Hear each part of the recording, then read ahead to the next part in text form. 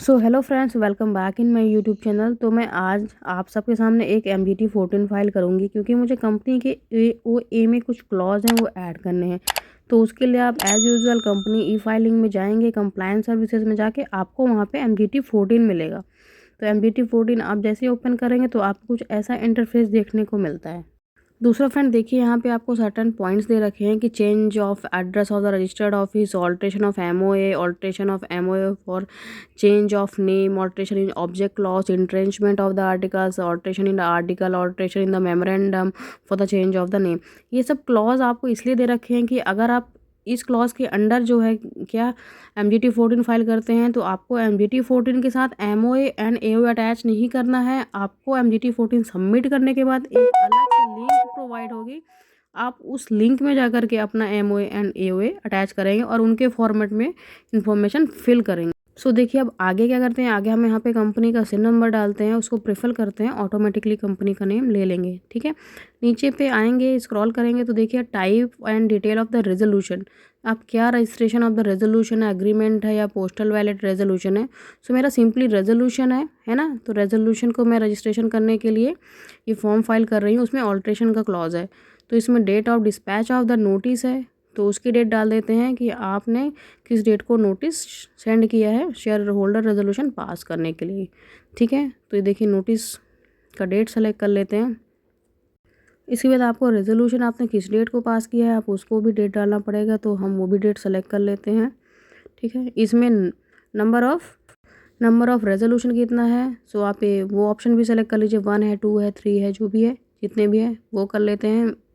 1 ही है मेरा, और उसमें मैंने मेरा ऑप्शन जो है ना ऑल्ट्रेशन ऑफ आर्टिकल वो भी सेलेक्ट कर लिया है। यहाँ पे फिर मैंने यहाँ पे subject matter of the resolution, तो मैंने क्या है वो जो रेजोल्यूशन पास किया है मैंने प्रॉपर वही डाल दिया है कि मैंने क्या क्या जो क्लॉज है वो मुझे ऐड करने हैं। एक्चुअली ना कुछ क्लॉज इसमें से हटाना नहीं है, बस मुझे इसमें से कुछ क्लॉज ऐड करने हैं एडिशनल, तो वो मैंने देखिए यहाँ पे डाल दिए हैं। नेक्स्ट है, वो पूछ रहा है resolution pass by the postal ballot है। सो मेरा नो, सो मैंने इसे नो कर दिया है। नीचे पे आ रहा है कि आपने शेयर होल्डर रेजोल्यूशन है, बोर्ड रेजोल्यूशन क्या है, तो मेरा शेयर होल्डर रेजोल्यूशन है ना। And share holder resolution special resolution भी है, तो मैंने वो करके डेटा इसे सेव कर लिया है।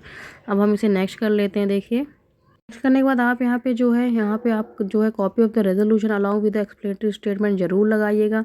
ठीक है, ये मैंडेटरी अटैचमेंट है, ये आपको MGT 14 में यही एक अटैचमेंट है जो कि आपको लगाना है।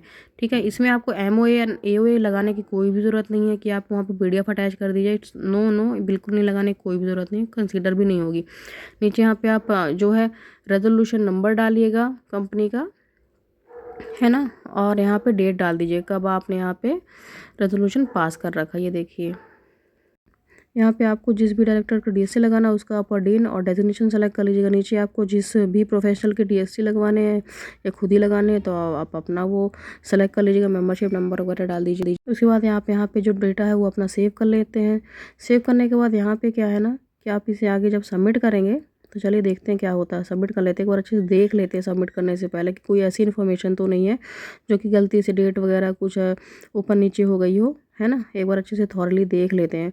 उसके बाद इसको देखिए यहाँ पे आ रहा है proceed to EMOA and AOA। देखिए इसी की मैं बात कर रही थी पहले, है ना। MGT 14 को सबमिट करने के बाद आपको ये ऑप्शन जरूर मिलने वाला है, तो आप इसको प्रोसीड करिए। देखिए कुछ ऐसा इंटरफेस आपको दिखता है। फॉर्म नंबर INC 34 जो है वो देखिए ऐसे ओपन होकर के आपको दिख गया है। आप यहाँ पे जो है फील्ड सेलेक्ट करेंगे। देखिए थोड़ा सा ये देखिए फील्ड ऑटोमेटिकली ये सेलेक्ट करके आ गया है, क्योंकि ये सारा जो डेटा होता है ROC के रिकॉर्ड में ऑलरेडी सेव होता है जब हम कंपनी इनकॉर्पोरेट करते हैं तो, है ना। तो ये देखिए यहाँ पे सारा का सारा कौन सा टेबल है ऑटोमेटिकली सेलेक्ट हो गया है। और ये आपको कहाँ कहाँ आपको ऑल्टर करना है आप वो देख लीजिए, है ना। मुझे कुछ ज़्यादा ऑल्टर नहीं करना, बस मुझे कुछ क्लॉज है वो मुझे ऐड करना है, तो सिंपली मैं उसे ऐड करूँगी। तो यहाँ पे पहले मैं अपना ये वाला एक पॉइंट है एडिट कर लेती हूँ, आइटम नंबर 60। उसमें डायरेक्टर का नेम जो है अपने MOA के हिसाब से डाल देती हूँ, क्योंकि ये तो है सबके लिए कॉमन MOA है, तो आप वो ऑटोमेटिकली वहाँ पे आपको ऑल्टर करना ही करना पड़ेगा। बट मुझे क्लॉज कुछ और ही ऐड करना है। सो मेरा सबसे लास्ट में जो पॉइंट नंबर यहाँ पे 91 आता है, उसके बाद लास्ट में मैं जा कर के वो जो डिटेल्स हैं दोनों तीनों क्लॉज हैं वो मैं यहाँ पे ऐड कर दूँगी। सो देखिए नेक्स्ट करते हैं, क्योंकि मुझे यहाँ पे कुछ भी नहीं करना है। तो मैं डायरेक्टली एक बार हालांकि मैंने एक बार चेक कर लिया है कि जो मेरे एमओए के हिसाब से सारा एमओए वैसा सेम टू सेम है कि नहीं है, क्योंकि मैंने अपना पीडीएफ भी साथ में ओपन करके रखा हुआ है। देखिए, तो ये देखिए अदर्स, लास्ट का जो ऑप्शन है अदर्स है ना, इस पे मैं अपना जो है पॉइंट है वो ऐड कर लूँगी। मेरा एक पॉइंट है, कंपनी लोन ले रही है ना, तो उस लोन के पर्पज़ से कुछ अर्जेंसी है बैंक वालों की, कुछ रिक्वायरमेंट है, उसके हिसाब से यहाँ पे मैं एक क्लॉज़ है वो ऐड कर रही हूँ। उसके बाद यहाँ पे मुझे एक और डीमेटलाइजेशन ऑफ शेयर्स का जो क्लॉज़ था वो नहीं था, मुझे वो भी क्लॉज़ ऐड करना है, तो मैंने यहाँ पे वो भी क्लॉज़ ऐड किया हुआ है।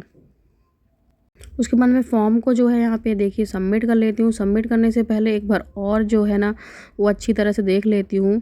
अब यहाँ पे देखिए क्या है, डॉक्यूमेंट जो अपलोड किया वो सब्सक्राइबर शीट ही केवल अपलोड करनी है आपको। सो मैंने वो अलग से क्या है ना 2 पेज जो है ना ऑलरेडी वहाँ से अलग करके रखे थे, मैंने वो अटैच कर दिए हैं। ठीक है, यहाँ पे रेजोल्यूशन नंबर एंड डेट डाल देते हैं और फिर वही जो पॉइंट्स मुझे जो है ऑल्टर करने थे, मैंने यहाँ पर भी वही तीनों पॉइंट्स जो हैं यहाँ पे देखिए ऐड कर रखे। सो मैंने वहाँ से वर्ड फाइल से अपना कॉपी कर लिया और यहाँ पे पेस्ट कर दिया है। बिल्कुल कोई भी प्रॉब्लम नहीं है, बहुत ही ईजी प्रोसेस है, बस आपको 1 बाय 1 करना है। ठीक है, एक बार अच्छे से आप ये कॉमा वगैरह का देख लीजिएगा प्रॉपर है कि नहीं, क्योंकि आपको जो है ये जो पूरा MOA along with the AOA आपको बहुत जगह जो है देना पड़ता है, बैंक वगैरह में, अदर इंस्टीट्यूशन में। फिर यहाँ पे आप ना किसी भी डायरेक्टर का जो है डिन नंबर डाल दीजिएगा, और क्योंकि आपको डीएससी अटैच करने की ज़रूरत पड़ेगी। सो इस तरह से आप अपना ये फॉर्म जो है सबमिट कर देंगे और फिर आप इसका पीडीएफ जो है अपलोड कर देंगे।